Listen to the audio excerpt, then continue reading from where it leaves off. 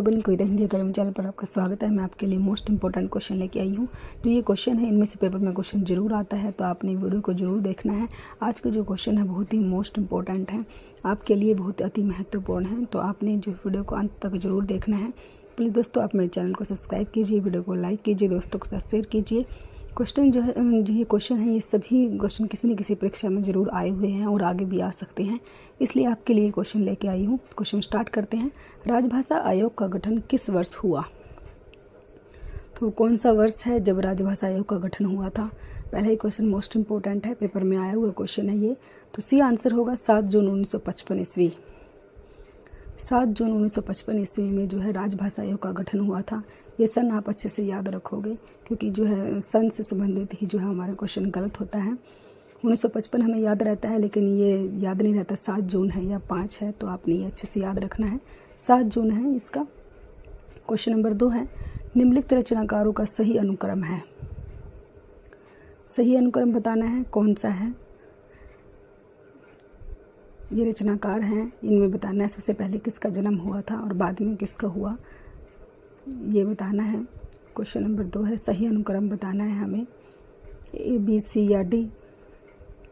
तो 1889 ईस्वी में जो है ये याद रखोगे आप, जयशंकर प्रसाद का जन्म हुआ था 1899 ईस्वी में। 1900 ईस्वी में निराला जी का और 1907 ईस्वी में माधवी वर्मा जी का जन्म हुआ था। सन के हिसाब से ही इसको आप याद रख सकते हो। सन याद रहेगा तो सी आंसर राइट है। प्रसाद, निराला, पंत और महादेवी।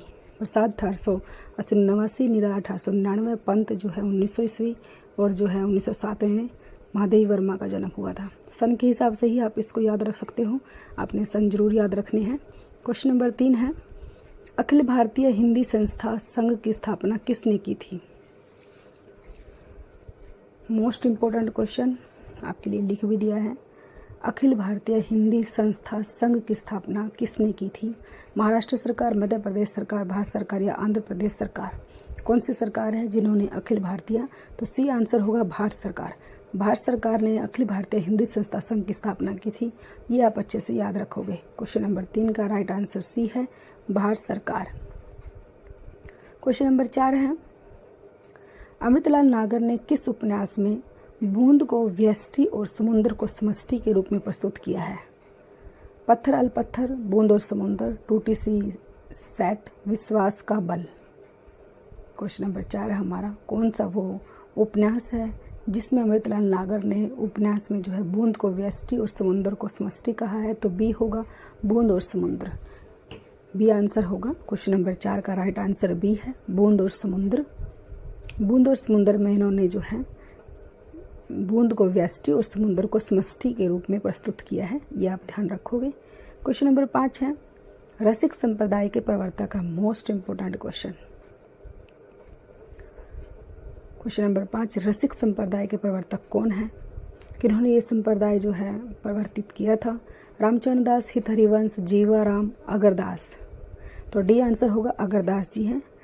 अगरदास जी ने जो है रसिक संप्रदाय के प्रवर्तक हैं, अगरदास जी। क्वेश्चन नंबर 5 का राइट आंसर डी है, अगरदास। क्वेश्चन नंबर 6, ज्ञानबोध के रचनाकार हैं? कबीरदास, दादू, मलूकदास, श्रीचंद? क्वेश्चन नंबर 6 है हमारा, ज्ञानबोध जो है रचना किसने लिखी है? इसने तो सी आंसर होगा, मलूकदास।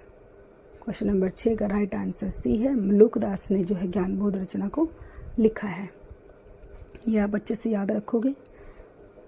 क्वेश्चन नंबर 7, हिंदी साहित्य सम्मेलन के प्रथम अध्यक्ष कौन थे? आचार्य रामचंद्र शुक्ल, मदन मोहन मालवीय, श्याम सुंदर दास, Hazari Prasad Dwivedi? Most important question है, ये भी पेपर में आया हुआ क्वेश्चन है और आगे भी आ सकता है। क्वेश्चन नंबर 7 है, हिंदी साहित्य सम्मेलन के प्रथम अध्यक्ष बताने हैं, तो बी होगा, Madan Mohan Malviya.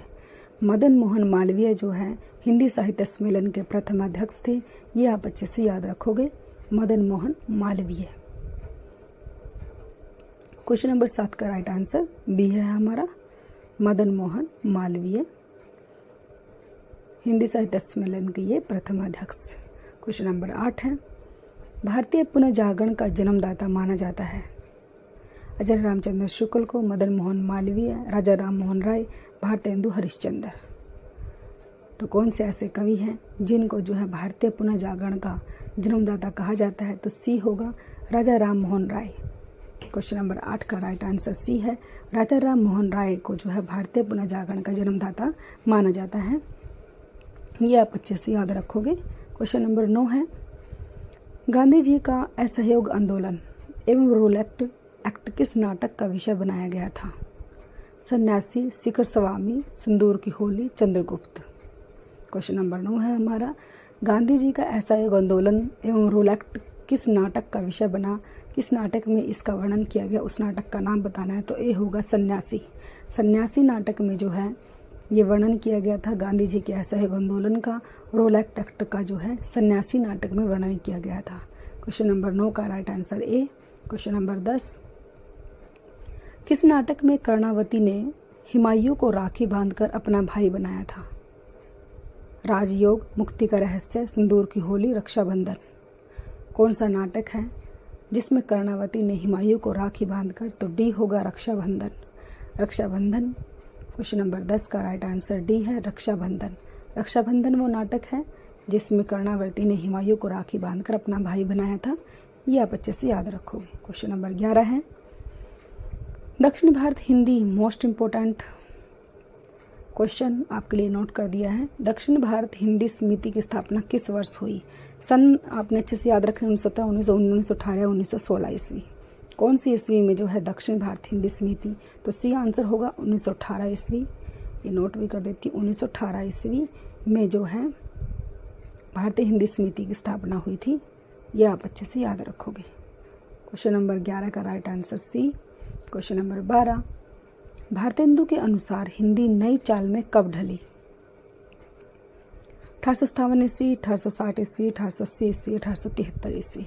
Most important question paper में आया हुआ क्वेश्चन है। तो डी आंसर होगा 1873 ईस्वी। 1873 ईस्वी में जो है हिंदी नई चाल में ढली थी। क्वेश्चन नंबर 12 का राइट आंसर डी है। भारतेंदु के अनुसार 1873 ईस्वी में हिंदी नई चाल में ढली थी। यह आप अच्छे से नोट करोगे। सन आपने अच्छे से याद रखना है। सन में ही जो है हम भूल जाते हैं। सन को जरूर याद रखना है आपने। और आपके लिए जो है ऐसे ही मोस्ट इंपॉर्टेंट क्वेश्चन की वीडियो लेके आती हूँ। तो प्लीज़ दोस्तों आप चैनल को सब्सक्राइब कीजिए, वीडियो को लाइक कीजिए, दोस्तों के साथ शेयर कीजिए। क्वेश्चन नंबर 13 है, राष्ट्रभाषा प्रचार समिति की स्थापना किस वर्ष हुई? 1936 ईस्वी, 1935 ईस्वी, 1925 ईस्वी, 1940 ईस्वी। तो कौन सी ईस्वी है? 1936 ईस्वी। क्वेश्चन नंबर 13 का राइट आंसर ए है 1936 ईस्वी। कौन सी ईस्वी? 1936 ईस्वी में राष्ट्रभाषा प्रचार समिति की स्थापना हुई। 1936 ईस्वी में हुई थी। ये आप अच्छे से नोट करोगे सन को, 1936 ईस्वी। क्वेश्चन नंबर 13 का राइट आंसर ए है हमारा, आपने याद रखना है। क्वेश्चन नंबर 14 है, जो आदमी हम बना रहे हैं कहानी किसने लिखी? ज्ञानरंजन, रघुवीर सहाय, अमरकांत, कमलेश्वर। क्वेश्चन नंबर 14, जो आदमी हम बना रहे हैं। तो बी आंसर होगा, रघुवीर सहाय ने लिखा है इस कहानी को। क्वेश्चन नंबर 14 का राइट आंसर बी है, रघुवीर सहाय ने जो आदमी हम बना रहे हैं कहानी को लिखा है। ये आप जो है अच्छे से नोट करोगे, ये अच्छे से याद रखोगे। क्वेश्चन नंबर 15, सदी का सबसे बड़ा आदमी कहानी किसने लिखी? काशीनाथ सिंह, महेंद्र भल्ला, सानी, कमलेश्वर। क्वेश्चन नंबर 15, सदी का सबसे बड़ा आदमी, ये कहानी जो है किसने लिखी है? तो ए होगा काशीनाथ सिंह ने। काशीनाथ सिंह ने लिखा है। क्वेश्चन नंबर 15 का राइट आंसर ए है, काशीनाथ सिंह ने जो है ये कहानी लिखा है, सदी का सबसे बड़ा आदमी। ये आप अच्छे से याद रखोगे। क्वेश्चन नंबर 16 है, लोग हाशिए पर कहानी के लेखक हैं? कमलेश्वर, श्रीलाल शुक्ल, अखिलेश, धीरेन्द्र अस्थाना। क्वेश्चन नंबर 16 है, लोग हाशिए पर ये कहानी जो है किसने लिखी है? तो डी आंसर होगा, धीरेन्द्र अस्थाना। धीरेन्द्र अस्थाना। तो क्या आंसर है इस क्वेश्चन का? डी आंसर है, धीरेन्द्र अस्थाना ने जो है ये कहानी लिखी। क्वेश्चन नंबर 17, दरिया घोड़ा दरियाई घोड़ा कहानी के लेखक हैं उदय प्रकाश, ज्ञान प्रकाश, शिवानी, शिव प्रसाद सिंह। ये आंसर होगा, उदय प्रकाश ने लिखा है। दरियाई घोड़ा कहानी जो है उदय प्रकाश की है। ये आप अच्छे से नोट करोगे। मोस्ट इम्पोर्टेंट क्वेश्चन है, पेपर में आया हुआ क्वेश्चन है ये, और आगे भी आ सकता है। क्वेश्चन नंबर 17 का राइट आंसर ए है। क्वेश्चन नंबर 18, हिंदी राजभाषा होगी यह निर्णय कब हुआ? 14 सितंबर 1951 ईस्वी, 14 सितंबर 1952 ईस्वी, 14 सितंबर 1949 ईस्वी या 14 सितंबर 1948 ईस्वी। हिंदी जो है राजभाषा होगी, ये कब निर्णय लिया गया था कि हमारी हिंदी जो है वो राजभाषा बनेगी? तो सी आंसर होगा, 14 सितंबर 1949 को जो है हिंदी राजभाषा बनी थी। ये आप अच्छे से नोट करोगे। ये पेपर में क्वेश्चन बार बार आता है, ये हमसे गलत हो जाता है। 14 सितंबर हमें याद रहता है, लेकिन 1949 ये याद नहीं रहता। ये आपने अच्छे से याद रखना है, 14 सितंबर 1949 को। क्वेश्चन नंबर 19, अनुच्छेद 344 के पालन हेतु राष्ट्रपति द्वारा 1955 में राजभाषा हेतु किसकी अध्यक्षता में आयोग गठित किया गया? मोस्ट इम्पोर्टेंट क्वेश्चन है ये भी। तो महात्मा गांधी, राजेंद्र प्रसाद, जवाहरलाल नेहरू, बाल गंगाधर। अनुच्छेद 344 के पालन के लिए राष्ट्रपति द्वारा 1955 में राजभाषा के लिए अध्यक्षता में आयोग गठित किया गया था। वो किसकी अध्यक्षता थी? तो डी होगा, बाल गंगाधर तिलक। डी आंसर है हमारा। क्वेश्चन नंबर 19 का राइट आंसर डी है। बाल गंगाधर की अध्यक्षता में जो है यह आयोग गठित किया गया था। यह आप अच्छे से ध्यान रखोगे। क्वेश्चन नंबर 19 का राइट आंसर डी है, बाल गंगाधर तिलक। और ये अनुच्छेद 344 है। 344 के पालन के लिए राष्ट्रपति द्वारा 1955 में जो राजभाषा बनाई गई थी उसके अध्यक्षता में जो है बाल गंगाधर तिलक को गठित किया गया था। क्वेश्चन नंबर 20 है, 1084 की माँ किसका उपन्यास है? मृदुला गर्ग, महाश्वेता देवी, मैत्रेय पुष्पा, मनु भंडारी। क्वेश्चन नंबर 20 है, बी आंसर होगा, महाश्वेता देवी। महाश्वेता देवी ने लिखा है इस उपन्यास को, 1084 की माँ। ये आप। क्वेश्चन नंबर 21, किस उपन्यास में वट वृक्ष को मानव के रूप में चित्रित किया गया है? नीला चांद, सूरज का 7वां घोड़ा, बाबा बटेश्वर नाथ, डूबते मस्तूल। तो क्वेश्चन नंबर 21 सी आंसर होगा, बाबा बटेश्वर नाथ को जो है वट वृक्ष, ये वट वृक्ष है लेकिन इसको मानव के रूप में चित्रित किया है, तो वो बाबा बटेश्वर नाथ को किया है। ये आप अच्छे से याद रखोगे। Question number 21। Question number 22, Shakuntala की अंगूठी के नाटककार हैं? सुरेंद्र वर्मा, रमेश बख्शी, प्रभाकर शर्मा, शंकर शेष। क्वेश्चन नंबर 22 ए आंसर होगा, सुरेंद्र वर्मा। सुरेंद्र वर्मा ने लिखा है इस नाटक को, शकुंतला की अंगूठी। विधा भी कई बार पूछी जाती है तो आपने ध्यान रखना है। क्वेश्चन नंबर 23 है, 55 खंबे लाल दीवारें के लेखक हैं? Manu Bhandari, Mamta Kalia, Krishna Sobti, Usha Priyamvada. Question number 23 D answer होगा, उषा प्रियवंदा। उषा प्रियवंदा ने लिखा है 55 खंबे लाल दीवारें। ये आप जो है अच्छे से याद रखोगे। क्वेश्चन नंबर 23 का right answer D, Usha Priyamvada. Usha Priyamvada का है ये। क्वेश्चन नंबर 24, आंसू काव्य किस वर्ष प्रकाशित हुआ? 1930 ईस्वी, 1928, 1925, 1914 ईस्वी। क्वेश्चन नंबर 24, आंसू काव्य जो है किस वर्ष प्रकाशित हुआ था? सन आपने जरूर याद रखना है। आंसू काव्य जो है किस वर्ष हुआ है? तो सी होगा, 1925 ईस्वी। 1925 ईस्वी में जो है आंसू काव्य प्रकाशित हुआ था। आप ये अच्छे से याद रखोगे, अच्छे से नोट करोगे इसको। 1925 ईस्वी में 1925 ईस्वी में जो है आंसू काव्य प्रकाशित हुआ। क्वेश्चन नंबर 25 है, छायावाद के प्रमुख कवि हैं? सूरदास, मीराबाई, मैथिलीशरण गुप्त, जयशंकर प्रसाद। छायावाद में जो है प्रमुख कवि डी होगा आंसर, जयशंकर प्रसाद हैं। जयशंकर प्रसाद जो है छायावाद के प्रमुख कवि हैं। यह आपने अच्छे से याद रखना है। क्वेश्चन नंबर 26, कोरवी का अन्य नाम है? कोरवी बोली है, इसको एक और नाम से जाना जाता है। ये क्वेश्चन पेपर में आया हुआ है, आगे भी आ सकता है। खड़ी बोली ए आंसर होगा। खड़ी बोली को ही जो है कोरवी कहा जाता है। खड़ी बोली को ही कोरवी कहा जाता है। क्वेश्चन नंबर 27, दोनों ओर प्रेम पलता है काव्य पंक्ति के रचनाकार हैं? सूर्यकांत त्रिपाठी, निराला, मैथिलीशरण गुप्त, तुलसीदास, महादेवी वर्मा। क्वेश्चन नंबर 27 है, दोनों ओर प्रेम पलता है। तो ये पंक्तियाँ जो है किस रचनाकार की हैं? ये काव्य पंक्ति जो है किसने लिखी है? दोनों ओर प्रेम पलता है। बी होगा मैथिली शरण गुप्त। मैथिली शरण गुप्त ने जो है लिखा है दोनों ओर प्रेम पलता है। ये आप अच्छे से नोट करोगे। क्वेश्चन नंबर 28 है, बीन भी हूँ मैं तुम्हारी रागनी भी हूँ। काव्य पंक्ति के लेखक है। क्वेश्चन नंबर 28, निराला, मैथिली शरण गुप्त, तुलसीदास, महादेवी वर्मा। मोस्ट इम्पोर्टेंट लाइनें हैं, पेपर में बार बार आती है ये लाइन। तो डी आंसर होगा, महादेवी वर्मा की है ये। बीन भी हूँ मैं तुम्हारी रागनी भी हूँ, महादेवी वर्मा ने लिखा है इन पंक्तियों को। ये आप अच्छे से नोट करोगे। क्वेश्चन नंबर 28 का राइट आंसर डी है। क्वेश्चन नंबर 29, परहित सरिस धर्म नहीं भाई। काव्य पंक्ति के लेखक हैं निराला, मैथिली शरण गुप्त, तुलसीदास, महादेवी वर्मा। ये काव्य पंक्ति जो है किसने लिखी है?